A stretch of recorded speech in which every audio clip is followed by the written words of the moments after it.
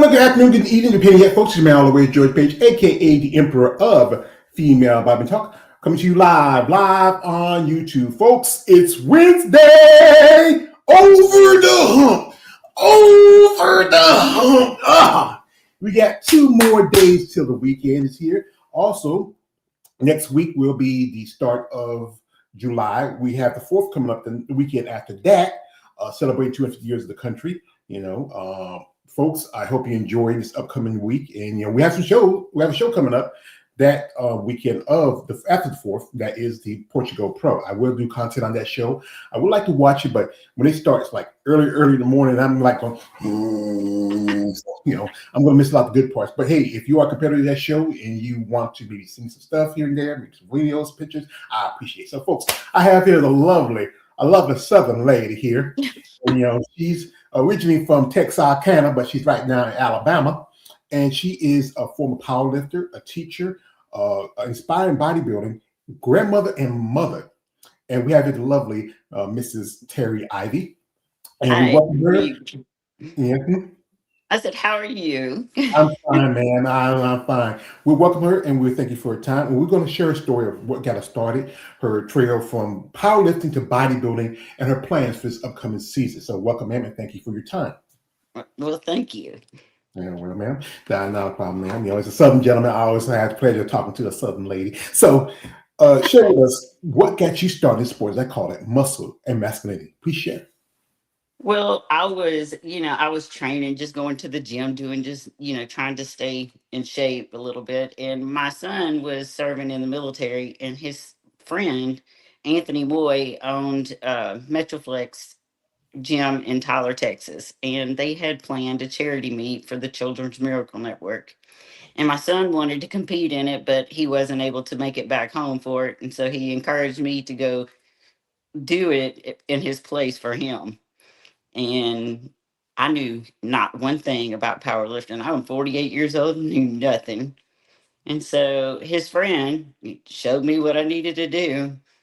And I ended up winning that meet. And I was like almost hooked then. And while I was there, I met some people from Metroflex Arlington who came in and they're like, you need to come do the Beast Feast with us in December. I was like, well, okay, why not? And so I started going from Jacksonville, Texas to Dallas on the weekends, well, to Arlington, to the original Metroflex on the Sundays to work out with them. And they showed me tricks and, gave me tips on powerlifting and everything. Ended up winning my class at the Beast Feast. And then it just kind of spiraled from there. I went back to Jacksonville, and they were opening a gym in Jacksonville. I was going to Anytime Fitness because that's all we had, and I heard that they were opening a new gym in Jacksonville, so I went to go check it out. And the owner, Brad Duncan, he owns Raw Iron, and he said, "Well, do you have a coach?" I said, "For?" He said, "For powerlifting." I was like, "No." He said, well, if you'd like, I will help you out and we'll teach you some things. And then we're going to get you entered in your first sanctioned meet in May. And my eyes just kind of, oh no, okay, whatever. So that's what we did. He started training me and we got ready for the meet in May. And what we found out during that time is my bench press is my strongest lift. And so went to the meet and he's like, okay, here's the deal. He said, I want you to go to this meet and we're going to qualify for the Olympia. And I'm going, what? Well, first of all, I'm going, I have no idea what you're talking about, but okay, let's just go do this. Just guide me through it. I'm right there with you. Well, he did. He came in, he trained me and taught me what, that wasn't a lot of time. We had, what, 5 months to work on, learning the basics and the setup and how to actually lift and engage your lats and bench press and getting your squat depth and everything. So we got there and we did that and went in May. And he said the first thing he told me before the meet is he said, if you bench press more than you squat, I'm going to be so angry. And that's exactly what I did. I went there and I won, I won my weight class and age group. But I bench pressed 187 pounds and squatted 181 pounds. So he wasn't happy, but he was. But that meet qualified me for the Olympia because of my bench press. And then that was in May, and in September we went to the Olympia, and I got my first world record at the Olympia that year at 185 pounds. So we decided, well, we'll keep going. So I started going to quite a few USPA meets, and just kind of every meet, of course, I improved and I improved and I improved. And the next year went to the Olympia again, and it was COVID year. So it was kind of it was good, but it was just kind of, you know, not the same atmosphere as it was when it was at the expo with with the bodybuilding and everything in one area. This was at the Paris Hotel and Casino. So went there, got second world record. Like, wow, I'm on to something here. So it just encouraged me to train harder. And during that time, I was lucky enough that there was a group that donated like um like a year's worth of coaching from a world renowned coach. So at the first Olympia, I won a year's worth of coaching from Josh Bryant. And I was like, oh, wow, should I do this? And so, of course, Brad, my coach, was there with me. And he goes, I said, do I do this? I said, I don't want to, take away from you because you were the one that helped me get to this point. He said, girl, he said, when an opportunity comes like that, around like that, you take it and you run. So that's exactly what he did. So we just kept training harder and harder and went to USPA Nationals and qualified for the World Championships 2 years in a row.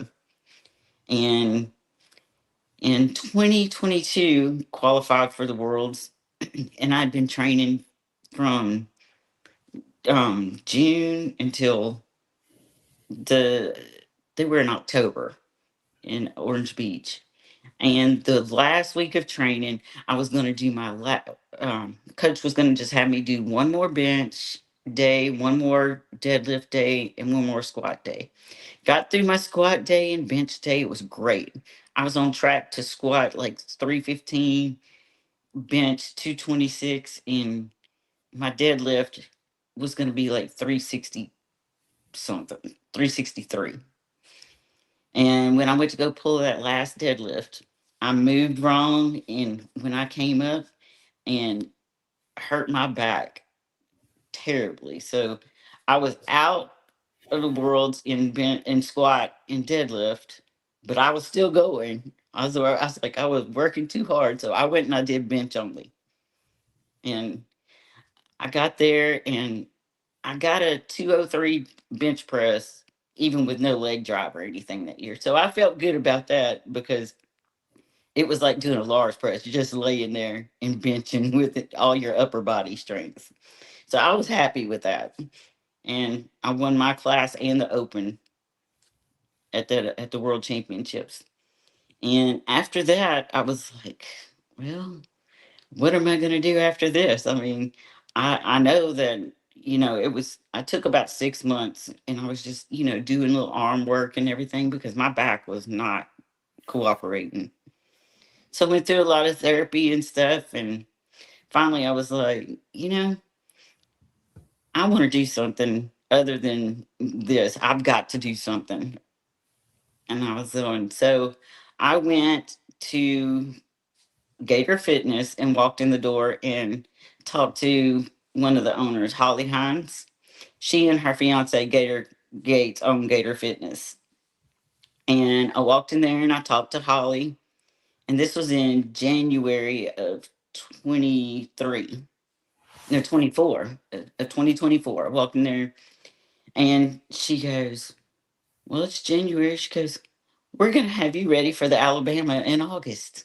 I was like, okay. So she was doing my helping me with my training, and she got me in touch with Justin Sweeney in Madison, Alabama. I mean, yeah, Madison, Alabama. And he has champ training, and he helped me with my nutrition and all those things, and kind of guided me as well. So I was lucky enough that I had Holly, I had Justin, and then of course Gator Gates. He's a pro and he's been bodybuilding for years, and he was always, helping with tips and tricks, and you need to do this, you need to do that. So, but I mean, they guided me all the way through it. And in August, I won the figure division, the overall figure at the Alabama, and went to the North American. And while we were sitting there going, well, if you're competing in figure, go ahead and do the bodybuilding and physique, and let's just see where you fit, which class you fit better into. So went to the North American that year, and that was 24, and placed fourth place in the physique division in the 50 and over. And so I was like, okay, so it's like, okay, that was impressive. So now I'm hooked. Like, we can do better next year. So last year went and did the North American again, and this time I placed third in bodybuilding. So, and I did figure, and I did physique, and I did bodybuilding. But then it was like, I never was. I don't know. I wasn't real savvy with the figure division. And so I get off stage and I'm walking out, and Gator and his coach Turner Riddle were standing outside, and they said, "Have you learned anything?" And I was like, "What do you mean, have I learned? Have you learned that you don't need to do the heels? Lose the heels." I heard plenty of stories of ladies who were doing figure before they transitioned to physique or women's bodybuilding. The heels, I think, for that division, it's for women who are very prissy who like the heels. Some ladies will love it. Right. Some ladies they like to get those clod hoppers off their feet. I know one Right. lady told me one thing she did was she took a blow dryer and heat up the laces so you can get them loose so you can take them off her Right. feet. I did that. I did that because I was like, oh, this is not good. Yeah. But that was funny. They stopped me. Have you learned anything? Lose the heels. So, well, and then as I progressed, then of course, Holly and I were talking, and she goes, I really feel like you need to make a move as far as coaches go. She goes, you're progressing. And she goes, and if you want to go to the top, she goes, you need a coach that can get you to the top. She goes, or one that's going to, like, and so I was like, well, who do you suggest? So I went with Dave Palumbo. That's who coaches her, and he's coaching me now. And off season was insane. We made so much growth. It was, I mean, it was unbelievable. And it was just the change in the diet and the change in the training program. We did the training splits were just totally different. And wow, it was just like every time I kept looking in the mirror, it was like, wow, that's more muscle than I thought. And I did have I did have the benefit of, with powerlifting, I did have a little more muscle density than a lot of people have when they start bodybuilding because of that heavy lifting all the time. But he did. And now the transition, now that I'm in prep for a show, the difference from last year to this year even is really impressive. I Mhm. don't mean to sound conceited, but it's I mean, it's impressive just seeing the difference. Man, you don't need something. That's the thing is, you got to toot your own horn. You can't expect somebody else to do it for you. It's not being Right. conceited. It's being confident. It's one thing. Right. Conceited sometimes some people overdo it, but knowing, basically, excuse my language, man, knowing your shit You are Right. and Dave Palumbo. I know a friend of mine. His name is Keith Williams. He worked with Dave. Talking with pose and stuff like that. I know a couple, the Fashones, John and Sharon. They worked with him. I mean, even he's one of the. I would say very popular gentleman.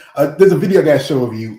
It was like a few years he did go. He was on the episode Conan O'Brien. He's dressed like the Hulk. He says, "Hulk need love, Hulk need love, Hulk need love, Hulk make Hulk angry." I gotta send it to you. It's funny, You'll have to. Yeah. But I think I've interviewed quite a few ladies who have either they're still doing powerlifting or have done powerlifting because it does bring that muscle density because you're training for strength and then you build that strength from the muscle from the heavy lifting. And then some ladies who stepped away from it because it got to the point they did get a strain on their back, their joints, the heavy lifting. I mean, and they found bodybuilding because it shares some of the aspects of training as powerlifting, but it changes a bit. And you mentioned your coach and actually your friend, as you Right. know, shout out to the lovely Mrs. Holly Joe Higgins, if I want to get your name right. Heinz. Hines, Heinz. Hines, and she just turned pro just last weekend at the Junior Nats in Right. Tennessee. Congratulations in figure. We're hoping, in the future, I will happily have her as a guest and share her thoughts, especially her plans for upcoming season. So after that experience, especially your first time competing, what was it like for you? Especially coming in here, you're in your early 50s and you're competing with these, girls who are like in their 20s and 30s and they're young and tight and right, but you're coming here with this great muscle density from powerlifting. Oh well, the muscle density. I mean, I knew I had the muscle.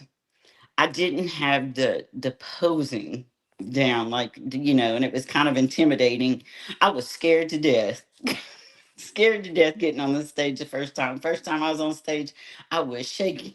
I was going, "This is crazy," but I learned a lot. The first show I did, and then I went from the Alabama to the North American, and just watching people and seeing and taking, and it was so.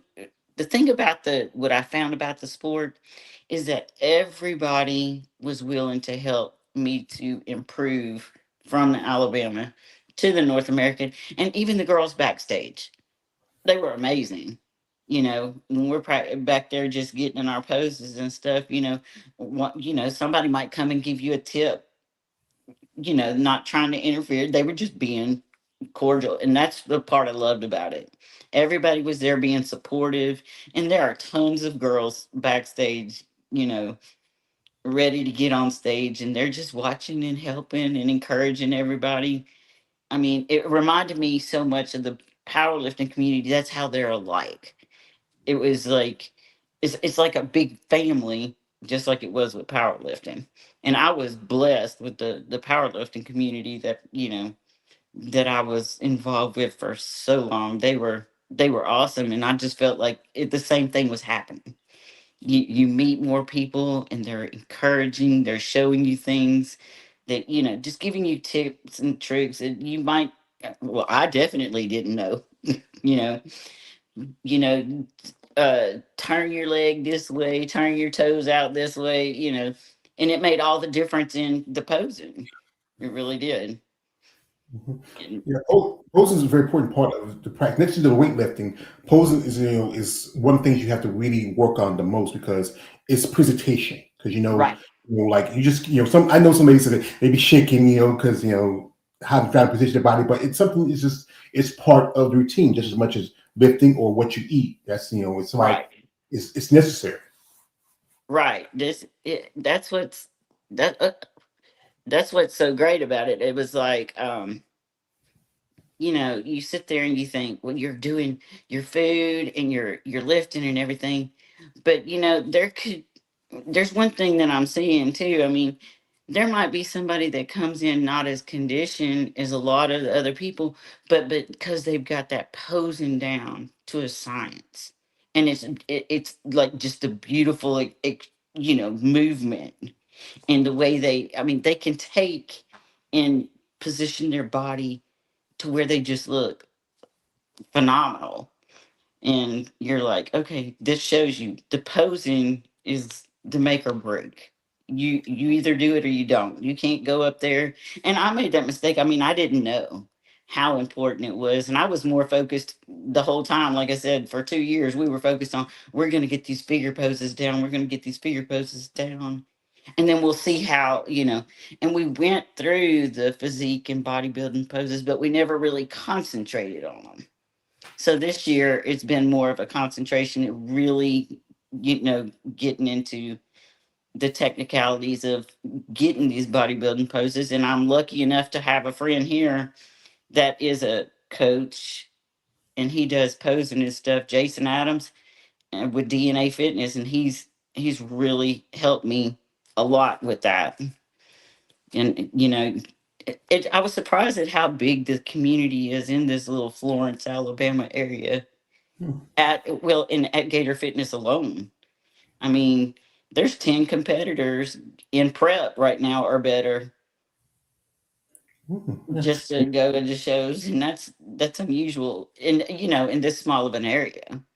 But Well, well, like I said, this bodybuilding, even though it's a small kind of, it's a very fringe and niche sport, but the community has spanned over the years. I talked to ladies as far as Australia.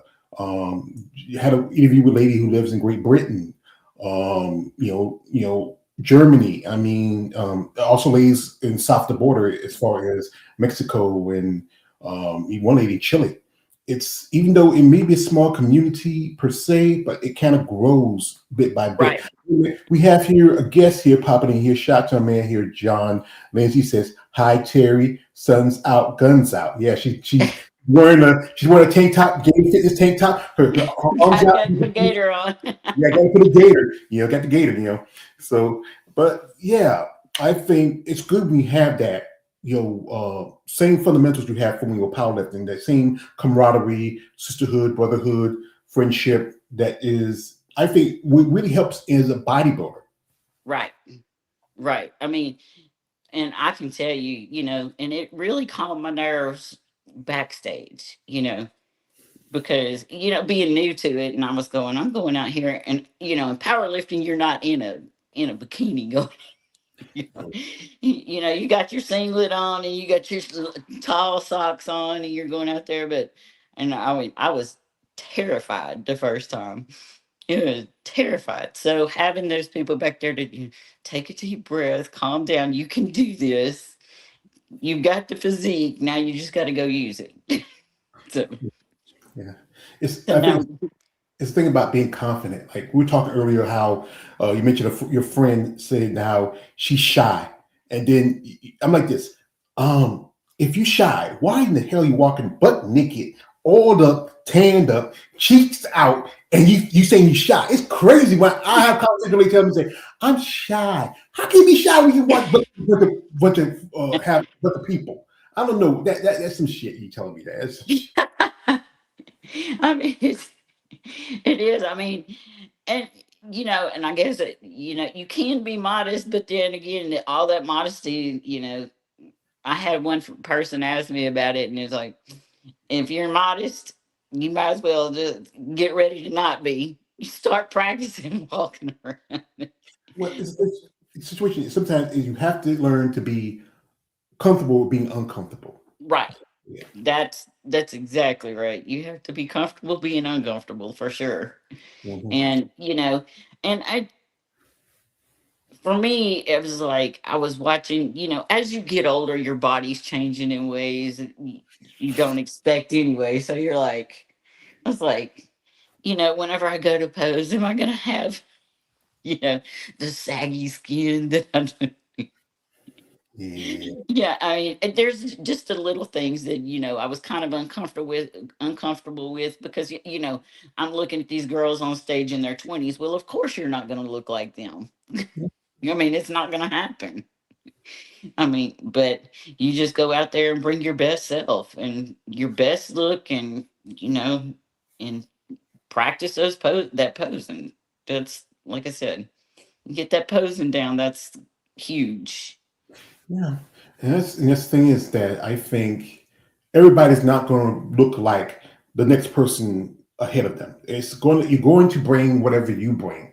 You Right. know, if you do have issues that don't spend too much time thinking, overthinking it.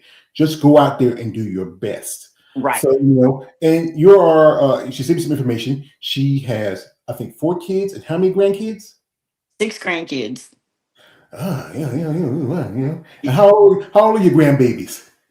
I have one that's 20, one that's 15, one that's 11, one's 8, one's 4, and one's 3. Ah, that 3-year-old, I know. That's the baby. That's your, I know that's your favorite. You love all He your thinks grandbabies he's too. my favorite even. Yeah, everyone knows the baby, the last one. Like I grew up in a family. There's my mother's father had 6 children. Technically had 7. But I had a semen pass at childbirth, and there were 6 of us. I'm the next to last. As in the terminology, I'm the knee baby. I have an Right. older brother. I have 3 older sisters. My father had a son before he met with my mother, and I have a half sister after they broke up, and I have a younger brother. He's the baby. I mean, Right. yeah. And if you're with your kids, the middle child, we had to fight for moments of love. We had to fight for Yeah, y'all. the fight, the fights come on. I'm the Yeah, middle yeah. child. You So yeah, understand? You understand? I Thank know you. it. We had to, Mama, Daddy, we had to fight for our love because the firstborn, that's Daddy's pride. That's the one that Right. comes. And the baby, that's Mama's last one. That's the one that gets a lot of Yeah, the that gets a lot of love. Yeah. yeah, a lot more love. But we had to fight for our love. It's in the middle. So as a Oh, kid, I did. yeah, and your son, he is he still in the military? He is not. He is at home. He's actually going to school to become a pastor. All right. What to And like? My oldest nephew, actually my youngest nephew, my oldest niece was in the army. And anybody who has served our country, I don't say thank you for your service because service is not what they. This is what they're not provoking. I would say to anybody who served our country, I say as a citizen, I appreciate the sacrifice they made on behalf of us and this country.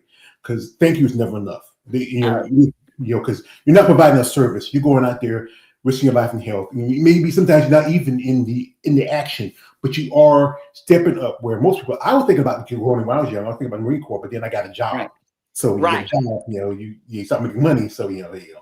So and what's that? They ever been to your shows? Your kids and grandkids Do I? have they My been to your shows? they've been to some of my powerlifting meets, but because of the distance they are away, and I was here, and then I was in Pittsburgh, and my son and his family is in Tampa, and the rest of my family is in Texas. So it kind of made it difficult, especially with school and the kids, because it always falls. It seemed like the shows that I have been in have been right at the beginning of school, Um, so it was kind of hard to get them. They did get to come to a couple of my powerlifting meets, and of course, my granddaughter's like, "Oh, I'm yes, strong like Nanner," and yes. everybody Nanner. She go and she like you can't say little kids had the crazy name. I used to call my mom, But yeah, I think little kids even love when you see, especially their parents or their grandparents, or something like she probably in the park said, "My grandma's stronger than your grandma." He said, "Yeah, yeah." And you're a teacher, so how long you been doing that? And what do you teach? I teach special education. This it will be my 33rd year teaching. Well, we thank our teachers. I mean, I know I didn't give them too much of a hard time when it's come up, but I do appreciate it. Especially you teaching special needs children. I have a nephew, he is autistic, and Right. and I appreciate it when they were helping him when he was going to school. You know, Oh, yeah, I it's have it's a grandson that's autistic, and and it's not that I wasn't as compassionate, but it just kind of brings out more. I understand more about where they're coming from because I saw it from the beginning. Whenever I was teaching kids with autism before, I didn't get to see like how they had to transpire from, you know, beginning to where they're at. And it's really interesting to see how different they are, and the strengths that they bring, even though they may not be able to express the same way we do. They're very, very smart. They're mhm. very smart. I remember when my brother was bringing my nephew around. He used to cry when my mom got new because he was comfortable with it. But then with me, because me and my brother look so much similar, he looks at me and say, I think one time he put his hand in his face and says, "You look like the daddy, but you're not the daddy." It's like kind of the expression in his face, like he's looking at me saying, like he sees something he recognized, but Right, it's not certain, you know. We feel right, comfortable with this. I remember because my mother and I were taking care of her for a good while, and she got sick. And I remember when he wasn't attached to me, but the last day before his mother came to pick him up, he was holding on to me, and I felt like I was losing my child. I mean, right. Kamarian, his name was Cam, and that was kind of a sad day. I have not seen him since then. He's 13 now. I've seen some pictures Oh of him. wow. I would say I would love to see him because I do. I'm gonna cry like you will see a big man cry like a baby. No, they will. They'll capture your heart, and just seeing the growth. Their growth is so much. It's not that it's any more important than that, but watching them succeed through the variables that they have to encounter every day. It just, I don't know. I just love that part of my job is watching the growth. Not just of, the students that are autistic, but just all of them because they come from various disabilities and everything, but they want to satisfy you so much and watching them grow the whole time, even though sometimes it becomes a tedious task for them. Yeah. And then the meltdowns and stuff, but it's okay. They're making it. And then when they do finally go, I got it. And it's like, then we have these huge celebrations. And it's Mhm. just awesome. Yeah, I think the one thing you have to be patient as an adult. I mean, some people don't have that patience. I learned it a long time ago because I'm within your age group. I'm going to be 52 in November, and I've seen my nieces and nephews grow. I don't have children of my own. That's one thing that might Right. be not being a father. Last week it was Father's Day. My nephew came by and said, "Hey, Happy Father's Day." I said, "Boy, I'm not no daddy." He said, "You're a daddy." So, he said, "I just want to give it to you." No, no, no, no. When they have Uncle Day, okay, but this is your day. You and my nephews and my brother, he's been gone for 20 years. His daughter, I still love her like she's my own. Right. It's good when we see our children grow and develop and, Right. and being what you're doing, or a woman of your age and of standing, and doing something that's very extreme, especially bodybuilding. Because if you look at bodybuilding, most people don't know much about it. Everybody think about, I just take some pills and I get big as Arnold. Oh. Right. That's the first thing everybody says. I wanna eat what you're eating, and I was like, or what are you taking? I'm gonna take what you're taking. I was like, it's not. That's not how it works. No, it's not how you it know. works. Why don't you call me, or I'll call you when I get up. Whenever I go to the gym first thing in the morning, we'll go do the cardio together. Then whenever I come back, and then we'll go back in the afternoon to go train. I'll call you then too. Oh, say, Oops, I'm sorry. I'm sorry. You know what? My phone is busy. Oh, I got an appointment. I see you when I see you. So, yeah. I, I I bet- yeah. I mean, people just don't understand the aspects of it because one thing is I learned from my conversations with you ladies and other people that it's not just the gym, but also in the kitchen where it starts. right. And Yeah. what you're eating is you have to be clean. You just can't eat burgers and fries all the time. You can't eat this and that. You have to have things that really helps your process. So, folks, what we have here, the lovely Mrs. Ivy here, we're going to do this. We're going to jump into social media for a minute. You want Okay. to check out the link description of this live. You want to follow her, support her. Support does help these competitors because this is a tough sport. This sport is mentally, physically, emotionally, spiritually, and can be financially draining. So if you're interested in maybe her upcoming show she's planning on doing, you want some support, maybe a little, a little bread doesn't hurt or something.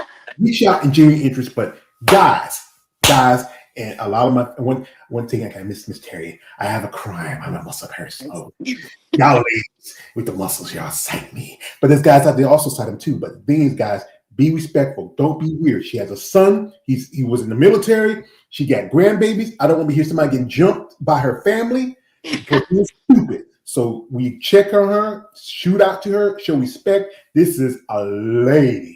So we're gonna jump here into social media for a little bit. You want to follow the link in the description live. And she posted here, and this is her friend, Holly. Congratulations to her. Welcome to the IFBB. What was her thoughts did she call you when she got the pro card? Oh, I was there. Oh, was there? Oh, Yeah, I a friend was of mine was there there. too. Yeah, I was going to that. You couldn't stop me from being there with whenever she went to that show. and which one of these? This is the one, the youngest one. That is my grandson that is autistic. That is he is Xander. He's a cute little boy. Got that That's big. him. Oh, yeah. Is this your son's son or one of your daughters? That is my son and his wife Michelle.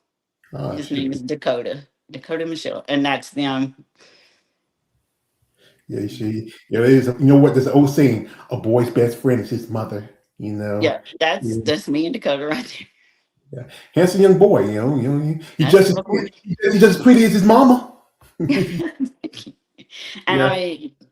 whenever he got his, that was the day he got his Ranger scroll, and I was like, uh, right there.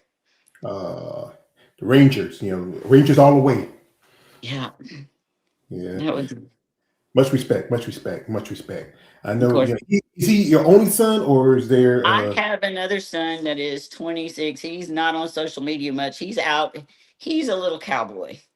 He is not a little cowboy. He's a grown cowboy. He works on a ranch and he calf ropes and team ropes and he's just in a whole different scene. But he literally works every day from 4 o'clock in the morning to 7 o'clock at night. And I actually got to see him in November for Thanksgiving, and hopefully I'll get to see him again soon. Well, she's And proud of him. Remember, Mama, don't let your babies grow up to be cowboys. and he is definitely the cowboy for Yeah, and sure. she's you're still doing some, some little bit. Even though you're not competitive as powerlifting, you still enjoy doing some fashion deadlifts.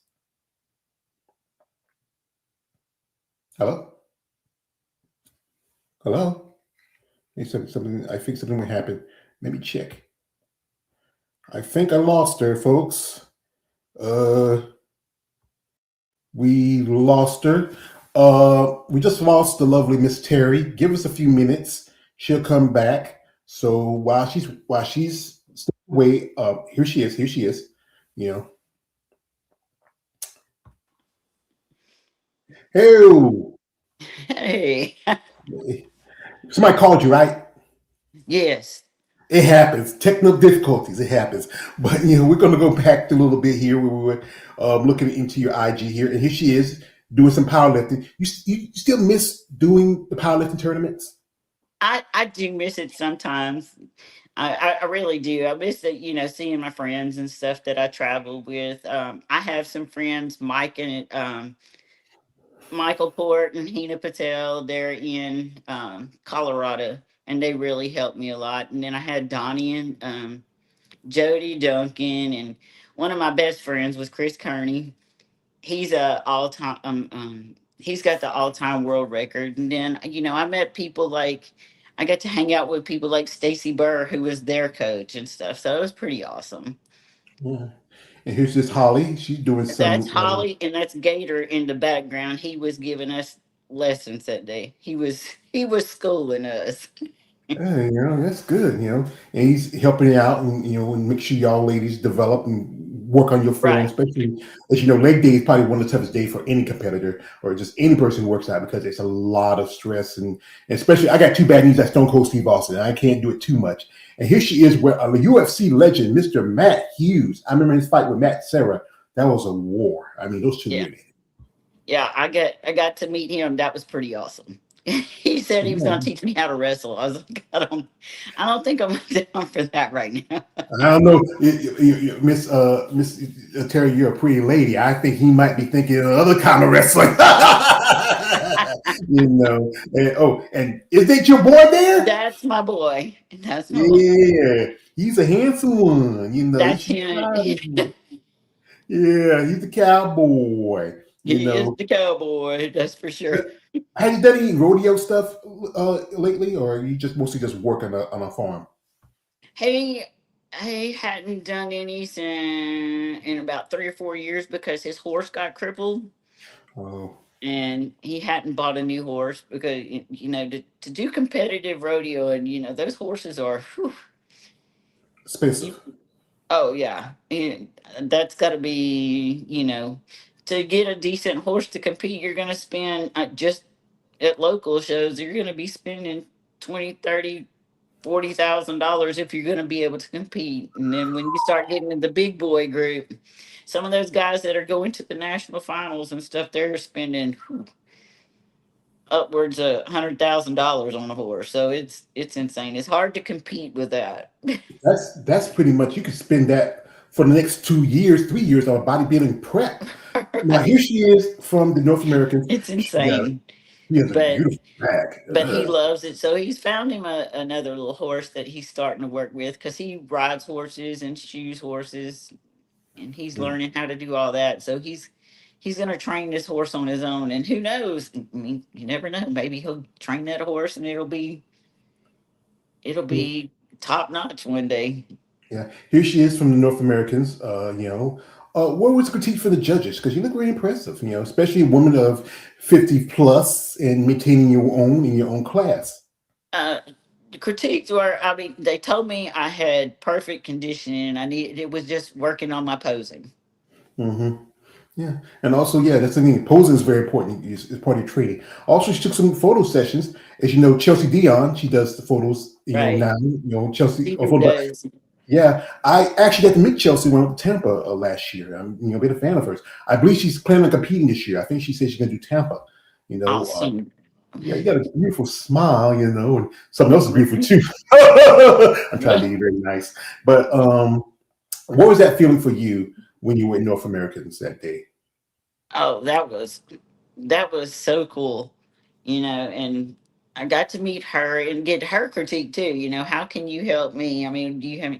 She goes, "Girl, just keep practicing the posing, keep practicing posing, and and just doing what you can do. Put on, make your off season, you know, put big focus on your off season and get those, get that muscle build up, and she goes, it's just a never ending cycle.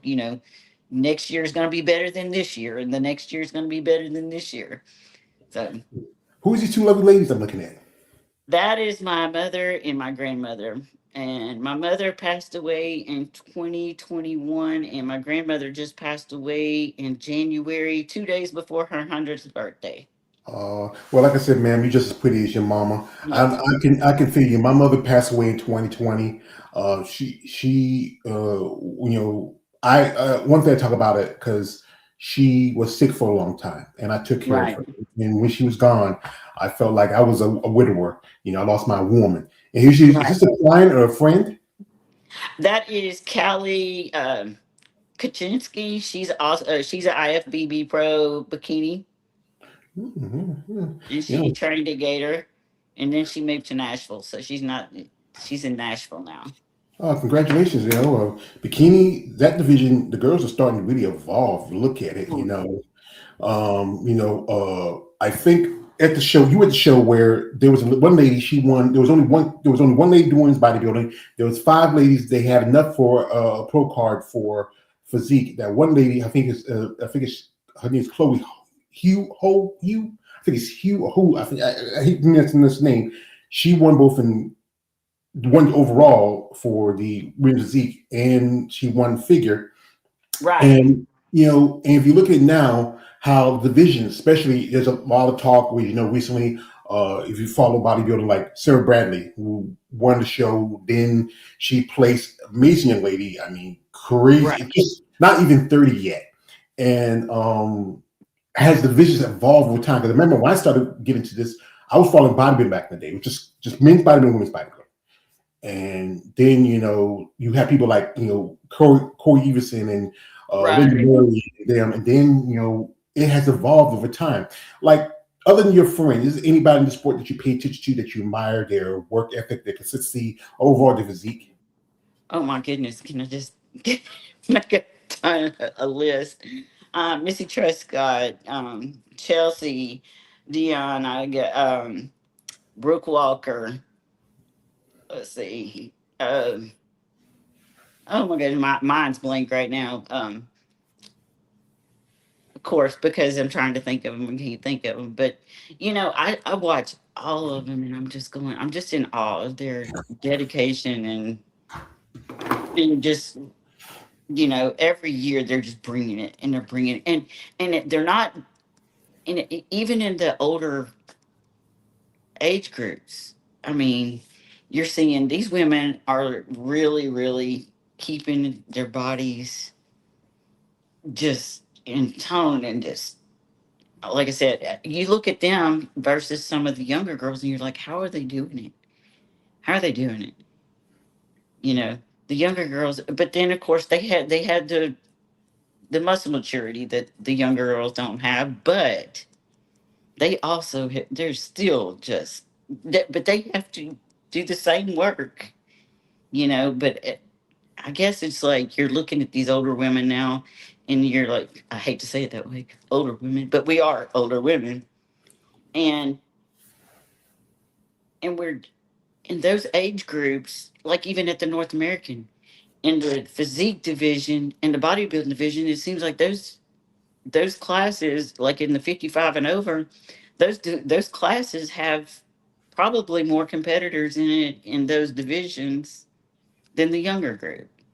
And I'm just wondering if it's because we're just looking at numbers, if more of them are leaning towards the bikini and now the fit pro, the fit Um, model. oh, fit mom, excuse me. I Yeah, have fit an model. issue with that division. Excuse me. Ha, I just, But I'm I'm not just a saying, I'm just wondering if more people are leaning that direction. I would say I feel like it's a great it's a great for a starter division Start for you want to right, start. But truthfully, once you start hitting a point in your evolution as an athlete, I've looked one lady who I when I was at Tampa last year, I got to meet her for a minute. We talked for about a minute, and that is if I pull up here, Paula Ranta. And right. Paula, she's not even. She's just. I think she'll be turning 27 this year. This was just last year at Tampa. Oh wow.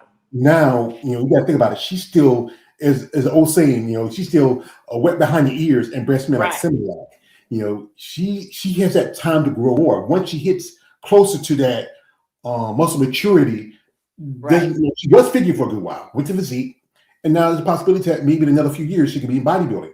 right. Uh, one lady who I'm a fan of, who I always talk about her because I think she's so beautiful, and she kind of changed the aspects of bodybuilding for women, and that is Andrea Shaw. Oh yeah. She is I just she's she has got it now.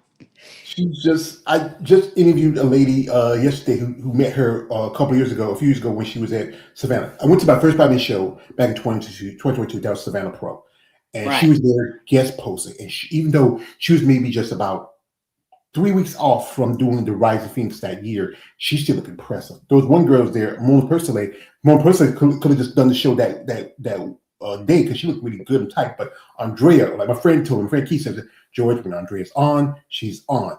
Also, I want to shout out to my friend Eunice of Bad Rap. We're talking about Eunice. She runs a company, Bad Rap. I always want to promote her company or brand, Bad Rap. The moniker, Big and Defined, Ripped and Pumped. We like the rip part. I ordered this towel and she put my name on it all the way. she George. hooked you up. She's a great friend. But what made me special was a few years ago, she was in Orlando when they had the Olympia. And Right. she got me this issue of muscle development. Oh Andrea's, cool. and what makes it so special was she saw Andrea there, and this is as I quote from my other guy. He says, Miss Terry, if you're gonna something, never do it for free. And for me, this is why I call a payment when the champ tells me she thanks you for my support. If you, Oh, that's awesome. I got one for you. Tell me, she got somebody has to do it. No, people told me I sort of say, "Hey, is that her?" I said, "Yes, it's her autograph." I need to put it into a cabinet or something, but I like to keep it close to me. Yeah. So you can go back and look at it daily. Yeah, yeah, yeah, yeah. But there's so many great women. Some of them I got the pleasure of meeting in my process as a content maker, and some of them who I came in contact with. I mean, this sport, even though I would say it's a fringe sport from the outside, but it has a growing community. Right. I mean, I'm seeing that. I mean, like I said, it was kind of like powerlifting. I didn't even really know how many people in the state of Texas were actually powerlifting, until I got into it. But I guess if you're not doing it, you don't know. And then whenever I got here, it was kind of like bodybuilding. Well, okay, let's see if we can do this. Let's take this challenge. And then seeing the same thing like all over the state. I mean, and then just above us in Tennessee, just over the state line, we're only 20 minutes from the state line. So there's a lot of competitors up there too. Vicky Askew, she's she's a pro physique masters. So she's doing the Tampa Pro, I believe. I think she's doing Chicago Pro too, maybe. Mhm. Yeah, I know lady Megan Russell. She's also lives in Tennessee. She's Ivy Pro. She just did Omaha last month, where she was in the top three. Oh Um, wow. she's been a pro for a couple of years. So, she got her pro card at Nashville. She was there that weekend, and she was, showing me some pictures and showing me, hey, George, check it out, and what's going on. I say, okay, yes, thanks. And she sent me some pictures of girls from bikini. I said, wow, these bikini girls look like more like figure. And that's why I talk about how, it's the criteria of Right. how each division is growing. Women's bodybuilding for the women is the ceiling, Right. and everyone else is still trying to get to that ceiling. But then I think it's always an issue where you've seen fewer competitors in the amateur shows because some feel like they want to go too far, Too far. especially Yeah. especially as a woman. Right. Right. And we've whenever Holly and I are talking, we talk too much probably, but she and I we have another friend that's a pro. Um, her name's Kenya, and she was just at the Body B1 and placed second there this weekend. And we were talking about, like you said, we were talking about when, like when Corey Everson was competing, she would be probably bikini now. I would say Or bigger. figure, maybe figure. I would We say were going. figure. We were going. But that's just the way things evolved. She was bodybuilding, now she'd be, I think the era when they started out, like when Bobby first started out, the girls were actually in high heels, like right, the Carla Dunlap and Richard McLeish. Those women would be considered maybe bikini, if somewhat right, close to a fit model. If you go up to the Corey Everson era, yeah, I think kind of like figure, and then you go up to the Linda halfway to the Iris era, I would say women's physique. Because one right, thing I think they based the idea of women's physique on Linda Murray. And also one lady who I don't know if you heard her name is Valentine Shapigin. She was a one-time heavyweight Miss Olympia. She only had that title one time, and she had a right. great, very feminine, great lines. She do a lot of posing sometimes at the shows. But it's just how things evolve. It's just funny. So we're just going, okay, so where would we be now? If we were in the 80s, where would we be now? Well, man, will you keep talking for a minute because I got to check on something? Just explain about what's really drives you as a bodybuilder. So I'm just going to step out for a minute. I'll be right back. Okay. What drives me as a bodybuilder is the motivation to see myself improve every day. I go in to build the muscle and try to see if there's areas of weaknesses then points that I needed to work on based on critiques that I got. My quad sweep was one of those areas that we wanted to focus on this year. So I've increased the number of leg days. I do 2 leg days a week, and gonna do a glute focus day for the next couple of weeks going into my next show because that's another area I needed to focus on.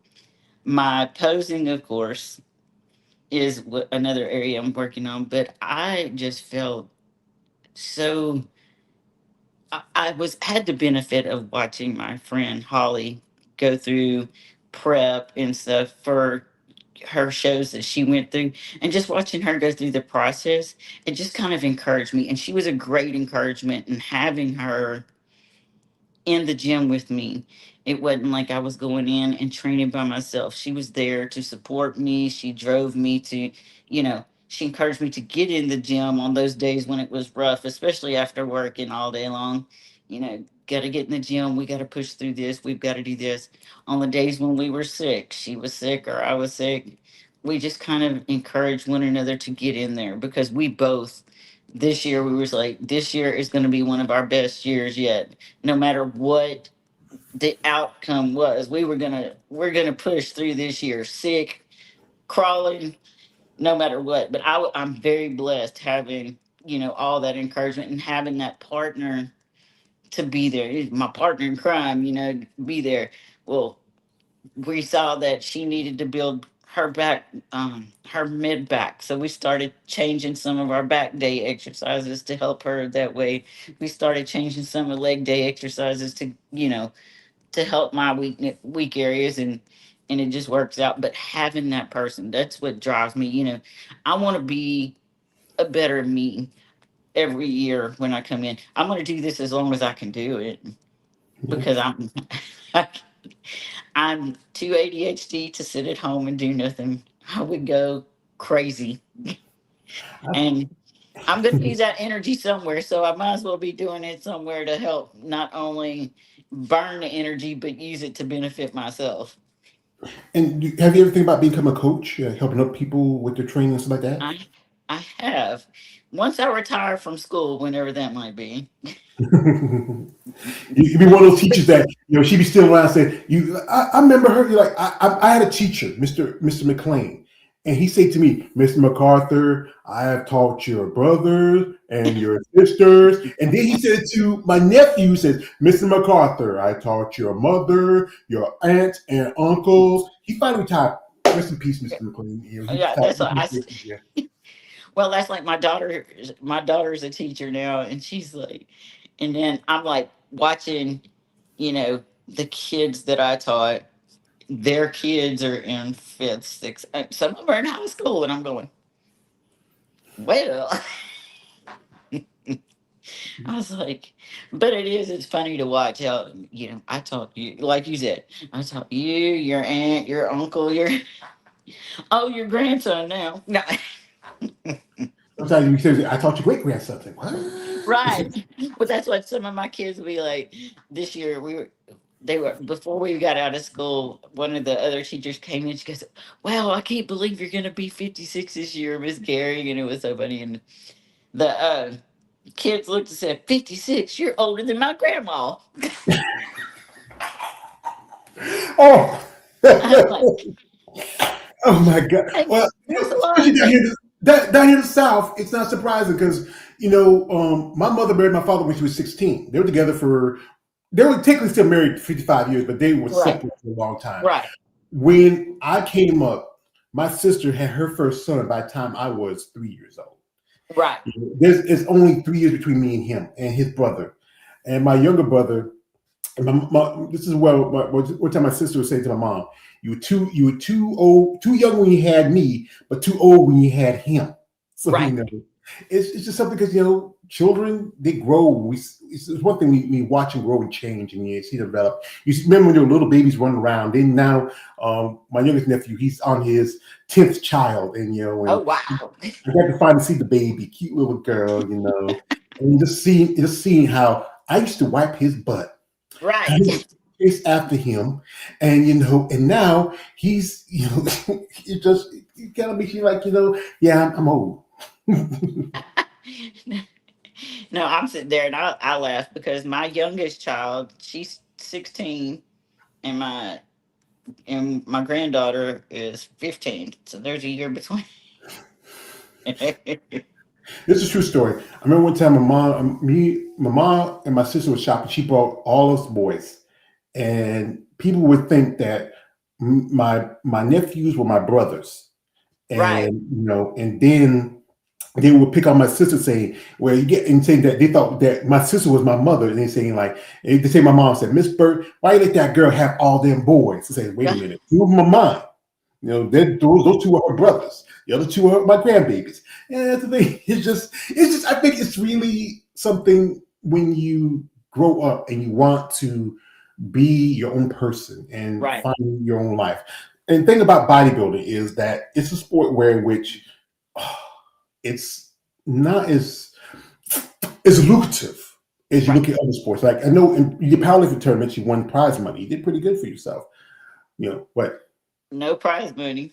I know some tournaments used to have prize money. They just don't.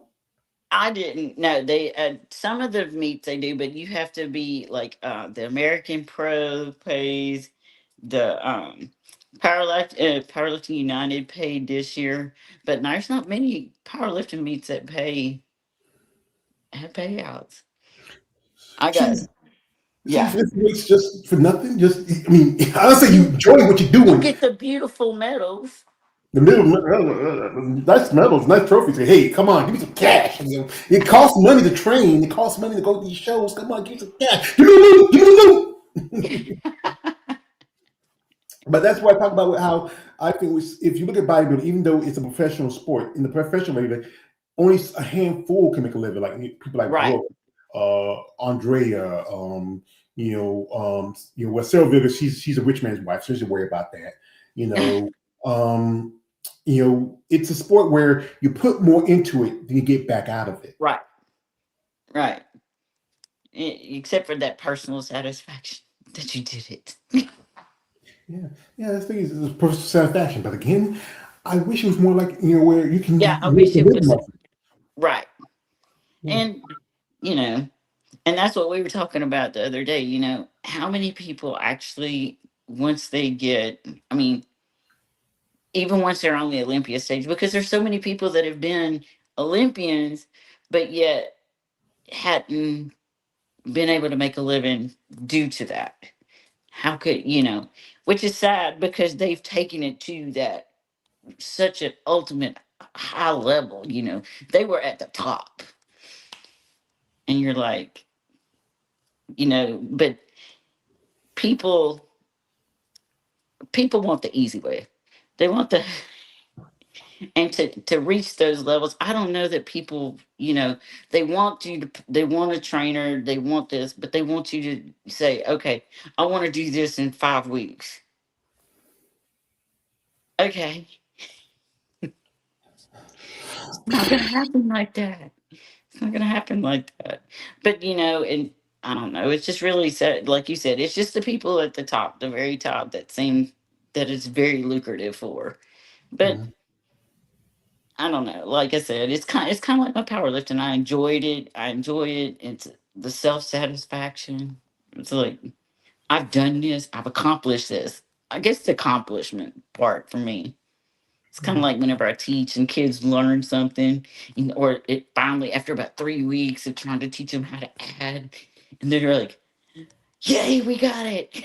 You're like, "Yes." That Yeah. accomplishment, that's where I mean, I like the feeling of accomplishment and going, I mean, because we all know it's not a cheap sport for sure.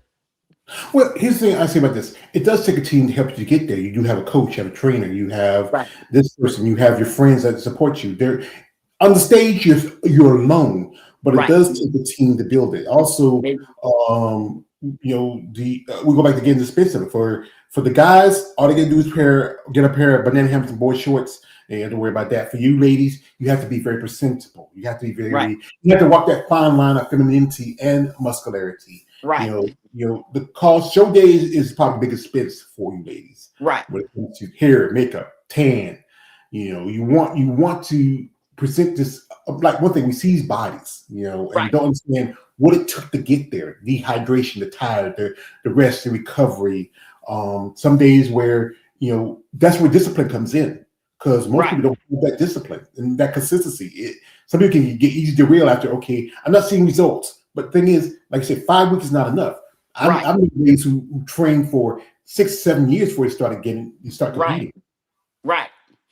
Well, that's what I say. Is it people, and then the diet. They want to do your diet, and I was like, you can't do my diet.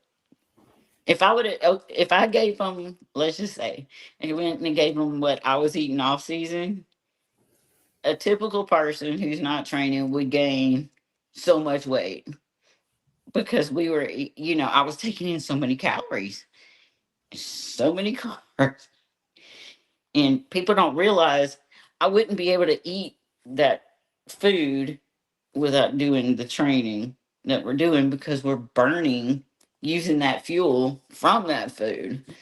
And then and it was like, no, no. So what's funny is somebody at one point had printed out my diet and had left it on my printer, and somebody took it and they did gain weight. And that's the thing. It goes back to the fact that is what works for you may not work for them, and also Exactly. if you're not following, you have to follow a specific guidelines and consistency, and to try to work to get to that certain level. I think Right. it's you just have to understand all the aspects from training to the diet. Like Right. what's your like during the week? What's it like for you? What's your training like? What's the thing you start off? And the thing that really inspires you as a bodybuilder. The thing that for we get to that gym, that thing that you love the most about it, and that thing you just like, shit, well, I got to do it. The thing that I love most about going to the gym, that is my safe place. That's where I get rid of, I can shut the world out because I go in there and I'm like, God, and it's like I get a, for lack of a better term, it's like I get a high whenever I walk in there, and then having that community there just pushing you too.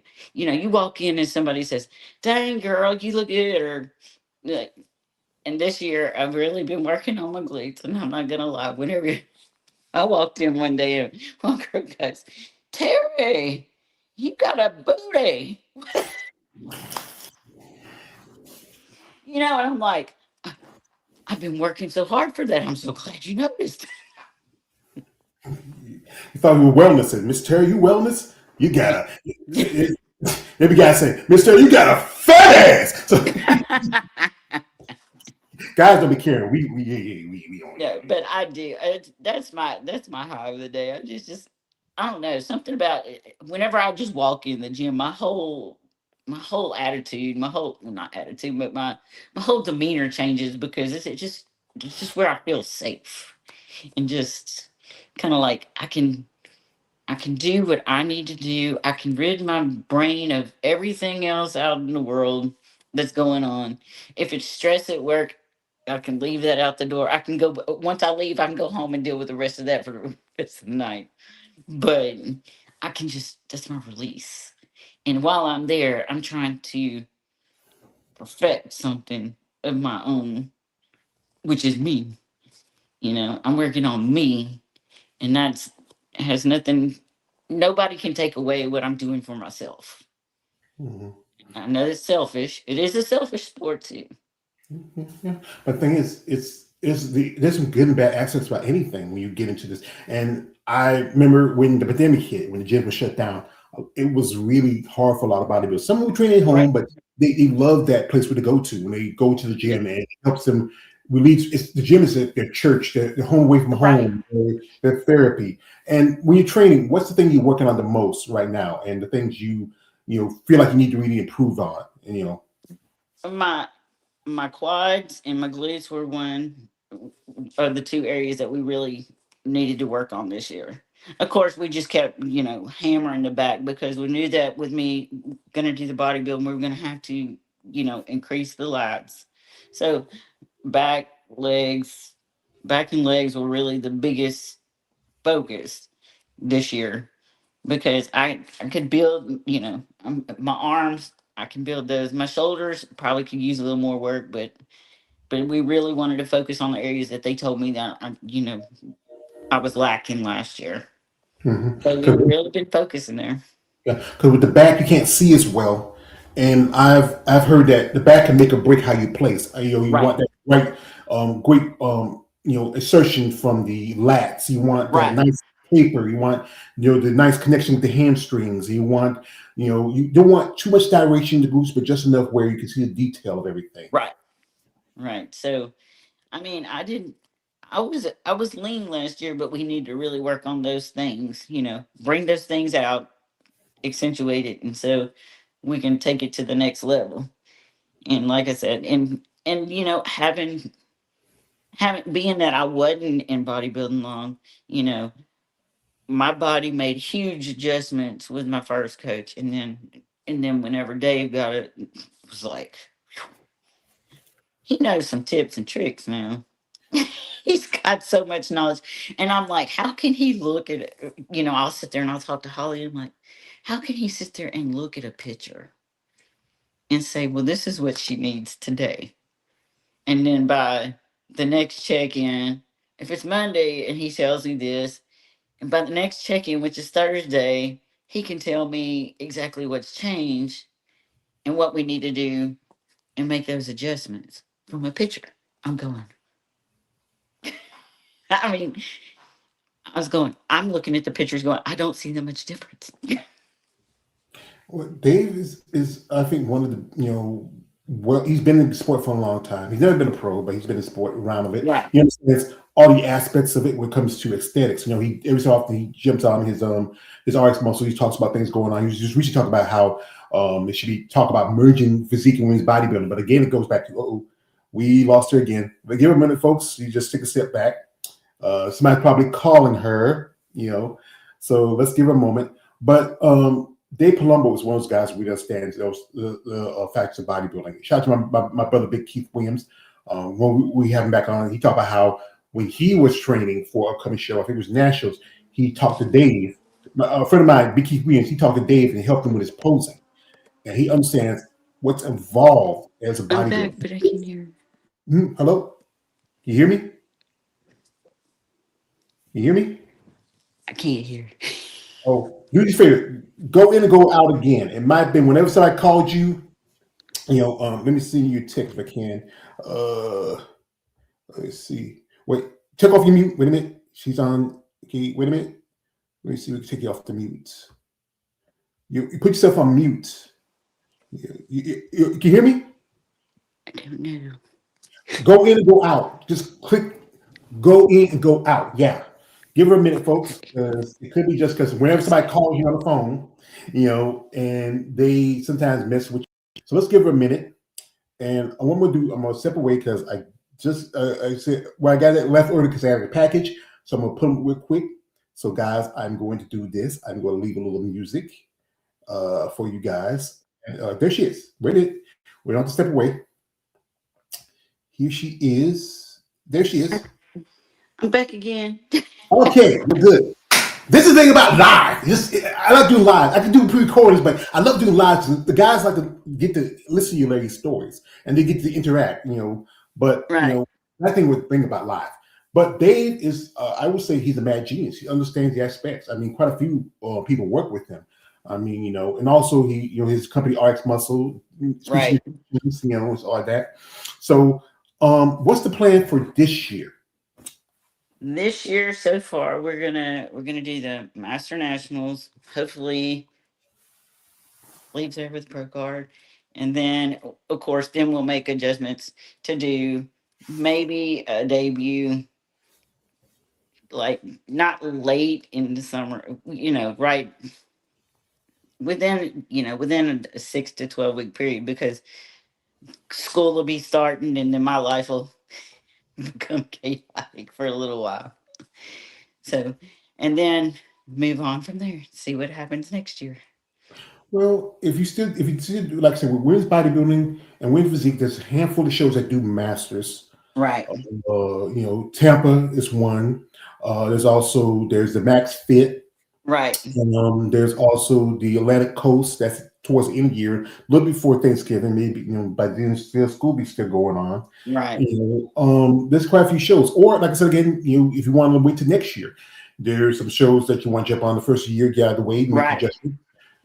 It's a thing about bodybuilding. What I've been told, it's not a race; it's a marathon. It's Right. about taking the time, making improvements, getting critiques to the judges, and to work on that. And then maybe the right show, you get to have your family come, especially your Right. boys. They be sitting there, that's her mom, that's her mama, that's my mama. And but then this guy says, yeah, it's your mom, she's a buff chick, yeah. And he said the other son of the kid said, he said, hey, go put a yeah, come out here. Go, well, hang your high, boy. There's a time my mama like that. Well, hang your high. Yeah, Yeah. that it'd be awesome to do a show in Texas and then do one in or Tampa and then go do one in Texas, and that way I can cover all my kids. Well, here, I'm thinking about if you want think about this. I know you want to do masters, but there is the national championships, that's in Texas. That's usually around about December. Maybe I don't know how it Mm. works with your Isn't schedule. that one isn't that in San Antonio ish No, not San area? Antonio. It's I think it's Austin, not Austin. Yeah. Irving, is it Irving or something? I'm trying to remember, but I know it's in Texas, and Right. there are a couple of you know out west pro qualifiers. Like there's the Masters USA's. Right. There's Olympia. They do also 40 plus qualification for pro card. Just one thing is about the numbers. Right. And you were at Tennessee, and you saw there was only five ladies doing women's physique, and there was a total for a Right. whole one class, and you had one lady just doing bodybuilding. Because I think is some competitors don't feel like they want to do that division as much, and then the cost of competing. Right. Because as an amateur, you have to pay to play. You have Right. to cover your costs to the shows, cost of your food, your travel, all involved with it. Is I think some people try to say, let me save some money and let me pick a show that works within my time and also with my budget. Right. Right. Yeah. Well, what is your take? What do you feel like is like I'm questioning you now.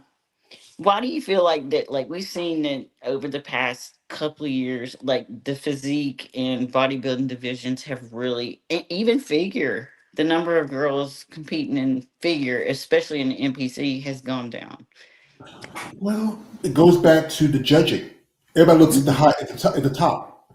Uh huh. Thank you for the question. I appreciate that. Somebody gave me a question. Great. You want a handful of people that done that. Oh, I appreciate that. It goes back to the top.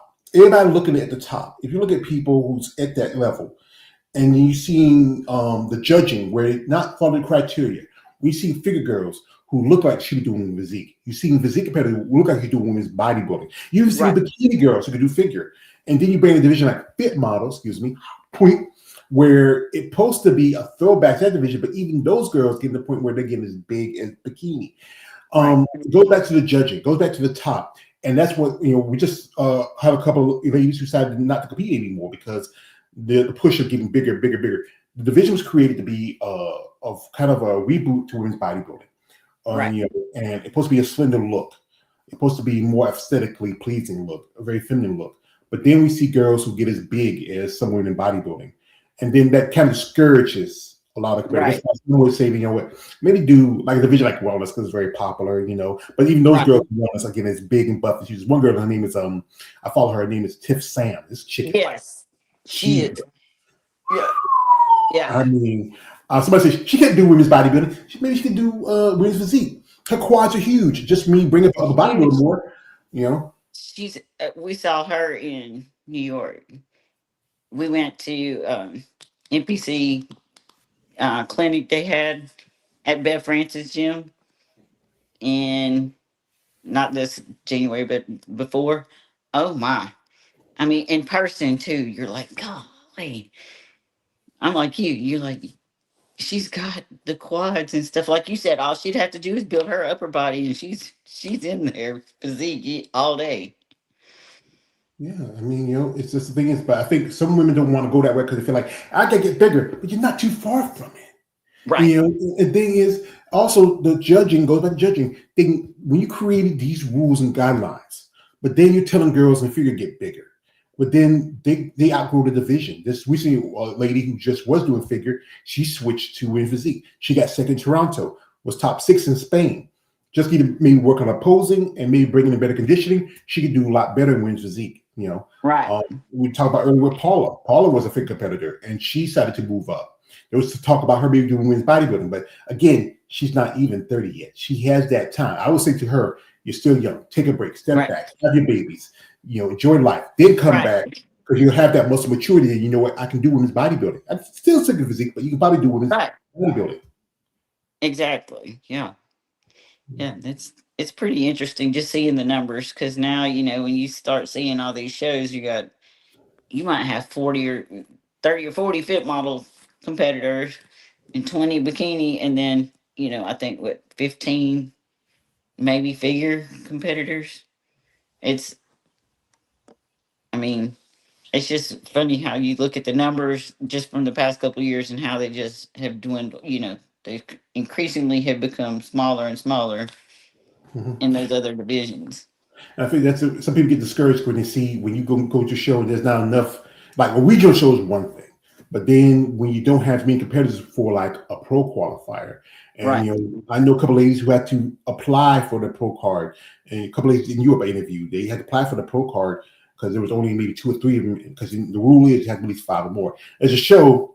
It's called the Armenian Muscle Fest. It's not going to be talking Armenian Muscle Fest. It's the Miss International, same weekend as the Team Collegiate, and it's a pro qualifier for women's bodybuilding exclusively. Jake Wood started it. Jake Wood, the head of Women's Strength. I gotta say it, try to say his name. Yo, Jake, I want that money. I want that. I gotta do my Denzel from Training Day to say Jake Wood's name because I know a lot of times than Jake. And it is the only show that is exclusively a pro qualifier for women's bodybuilding at the Chicago Pro. Well, But that's we heard about that one. yeah, Yeah. but sometimes it's about the numbers. It used to be when it first started, they had numbers where they were pushing out two or three pros at a time. But one time we only had one pro here, one pro there, not enough competitors that make up a class, get a pro card. And it's also an opportunity to go to the Rising Phoenix. I think the last Right. person was a young lady who I saw in Tampa, and she was the only person to get a pro card. She was only one competitor, and she got a pro card, did Tampa, and did the Rising Phoenix after that. And now she switched over to Williams Physique. I think she's planning to make her comeback next year because she took a break after last year.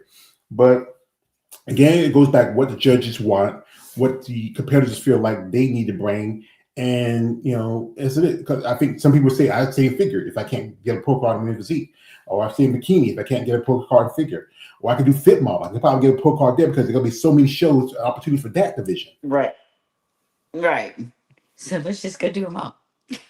Yeah, like ma'am, one thing I learned a long time ago when doing this content, I learned this from my favorite movie, Batman Begins. My master Raza Gula Demons Hay taught me, beware surrounds young time, all time, young master George. Never get a sure footing for a killing blow.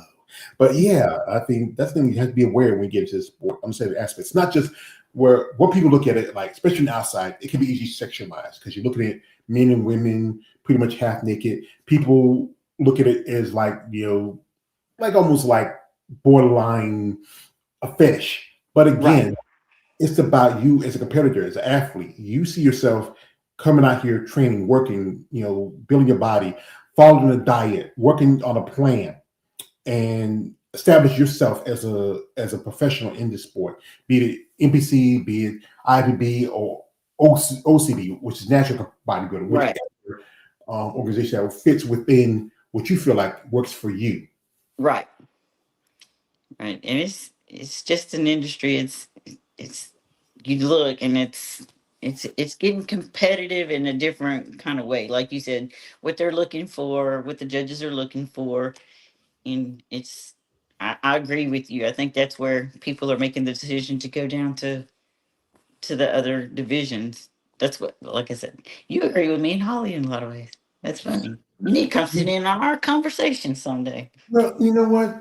Every so often I do every so often I do a couple of podcasts. Sunday I'm gonna have a thing on we do a roundtable discussion. Do it every Sunday. I do also every Monday I do a thing called Most Talk Monday. We have a little discussion what's going on. We have a little fun too. Have discussion, but you maybe if you ever want to, me, Holly, want to do something talk about bodybuilding state of it. Maybe sometime next week or maybe whatever y'all two are available. I'd like to have you as a guest because I really want. I want to get to read the feedback because, as again, I'm an outsider and I'm a muscle person. Oh, I just, But concerning this, I really appreciate when I get some of these on there to share your thoughts, especially this sport. We have here. This is from Perfect Storm. He's dropping in here. He says, "Bodybuilding is an art form." Yeah, you got to think about it. It's like taking a piece of marble and you Right. carving it out and you building this body. Like go to the museum, you see like the Venus and the David. It's like that. It's like you're on your own architect, your own artist, where you're building Right. the body. Yep. That's for sure. You're building the sculpture of yourself. Yeah. So we're not holding Miss Holly too long because she does got things she got to do. She got things to do and people to see. And why am I saying I got things to see and people to do? But I would say this, man. I really appreciate your foresight, your understanding of the sport, coming from a powerlifting background to bodybuilding. it can be tough. I know quite a few ladies who made that transition pretty easily. Some, they still miss the heavy lifting, the camaraderie from that sport, but you get a new one when you get in bodybuilding, especially with your friend Holly. Congratulations to her. If she ever want to come on and talk about her plans and talk about herself as a bodybuilder, I will work with me happily have her as a guest. Well, I will let her know. We will. I'm sure she'd love to. She's she likes to talk like me. Like Bruce Lee, but I like the way you talk. Like the way we Like talk. the fried potatoes. It's not a sling blade, it's a Kaiser blade. I'm a clown too. So before we let go, we'll ask the question: what would you want out of bodybuilding for yourself towards your future? I would just like, to bring my best self out of bodybuilding, just bring my best self, whether kind of like that, whether you get a pro card or not, every year just to see, myself improve, see the physique, and make an impact on people who might have, especially with somebody my age. Maybe I can inspire women my age that yes, you can do it. Age is just a number. If you've got your mind, you would do the diet and you would do the exercises. If you will get in the gym and train and do the diet and get your mindset to it, you can do it. It's age is not a factor in those things. It's mindset. Mm-hmm. And I just Go want to ahead. inspire people. Like I do with my powerlifting. I feel like I inspired some older people there, so I'm hoping to do the same in this sport. Well, I interviewed a couple of ladies who are in their 70s and who are bodybuilders. One lady, my name is Miss Rebecca Woody. She competed back in the early days, and then she took a step back. She already had her kids, and they were pretty much grown by the time she came back. And she got a pro card, competed, then she retired. One lady, Miss Barbara, Moses. She started a few years ago after going through cancer, surgery, stuff like that. And, Right, um, you know, for me, that really, especially for somebody in my life, because at one point I was 500 pounds because taking my mom was a lot. And you know how it is when you see right, somebody, going through with your grandmother and your mother. And, and I started making some changes to myself, and it's good to have the support of your family and friends because I've talked to ladies where sometimes the friendships change because you get into something different. You lose friends, but you gain friends, right, because it's something that it's a passion. right, And we like the passion, and people understand that your kids, your grandbabies, they understand and support you, but other people may not. Relationships change. I've talked to ladies where they were married and then because they were doing something different, that they broke up with their husbands or their boyfriends, and friendships change and go back to that again. right, Then this is not so much about them; it's about you and what you're right. looking for yourself. And I'm gonna ask you one more question before I let you go. Like after that last show, I'm a fat man. I gotta ask this question. What was that thing that you desired the most? That thing, especially after North America, you're in Pittsburgh you just had a long show and you're on that long prep, and everybody has that favorite little thing they wanted after a show. Pizza, pizza. Pizza. You got yourself a slice. I am not. I had a large pizza and three huge cookies. It was awesome till the next day, and I was miserable, but it was good at the time. I heard many stories. One lady, she ate a lot of ice cream, had ice cream dreams. She ice cream, but she had nightmares later and started puking in the next day. I mean, everybody has that favorite thing they like, especially after prep. Some ladies got a little smart. They say, I don't binge. I'm gonna have some water, maybe take in a little bit of carbs, just sit in my Right, motel room and chill. But again, as humans, basically say it, the late Orson Welles like this. We live to eat and we eat to live. And sometimes you get some pleasure in between of it. right. But it's just like that's now. I will say I didn't overdo it. I mean, I just had them one pizza. I was a medium or large pizza. It was a large pizza, but I only had one. Yeah, you should have known better, but I'm like I say, I can't tell grown women nothing. So, folks, we're not gonna hold them with you longer. We do appreciate the time she gives to her. But I One appreciate thing, you having me. ma'am, it's always a pleasure to have you ladies on here. One thing I would say to people out there, if you're interested in supporting these men and women, even the lovely Mr. Terry, anybody in the sport, it does help because financial. This is especially as an amateur. She's a teacher. Teachers don't get paid much. You know, it's you get paid once a month, everything, and hey, you got to stretch a dollar. I used to have a job I got paid by. I got a job when I got paid bi-weekly. I had to hug them. Luckily, I had 2 jobs at one point in my life. But I had to hug them that dollar till next payday. But if you're someone interested in who hear her story about her path and where she started, you're interested in supporting her, reach out and genuine interest. Don't be that weird guy. You get more with sugar than you with vinegar. What if I could do this? And I honestly wish I could do it. I wish I had the money to do this. I would love to sponsor athletes myself. I would love to. I would approach somebody like you, Miss Terry, said, Mrs. Terry, Mrs. Ivey, we run a company and we are looking to help sponsor athletes who have a goal. Your story about being a powerlifter, coming into midlife into the sport, then transition to bodybuilding is very interesting and very inspirational. So if you feel like our company, our product works with your goals, we're happy to sponsor your upcoming show and also sponsor your career as a bodybuilder. So if you feel like this is something that you are agreeable with, we are setting up for your future and our future. That would be awesome. Then it is say, sign the contract, baby. I got you. But I said, get you signed. Yeah, baby, we got you. But I wish I could do that. But I want people, women like yourself, who have this great personality, great story about you. You have a loving family. You have a friend to stand by you. I wish more people would step up and support. If it's nothing more than just, hey, next time you see Miss Terry driving through, hey, gas price going down, hey, buy some gas, get some coffee. Next time, maybe Gator will sponsor your next upcoming show. Whatever they can do to get you to that level, especially if you want to get your IB Pro card. No doubt. That's the goal. So, folks, we're not going to hold the lovely Miss Terry Ivey too much longer. I want to thank my man, John, for coming through. Also, Perfect Service coming through. Anybody who watched this video, comment, like, subscribe. Follow me on my social media platform. Follow her on hers. Support. Reach out and genuine interest. You have anybody you want to shout out to before we let you go? I just want to shout out to Gator Fitness and everybody there. All the friends and Holly and Gator. Y'all awesome. Couldn't do it without y'all. Oh, and Dave Palumbo. Can't forget him. Jumbo Palumbo. Palumbo. And you can't forget your babies and grandbabies. Well, my babies and grandbabies, they get to hear it every day.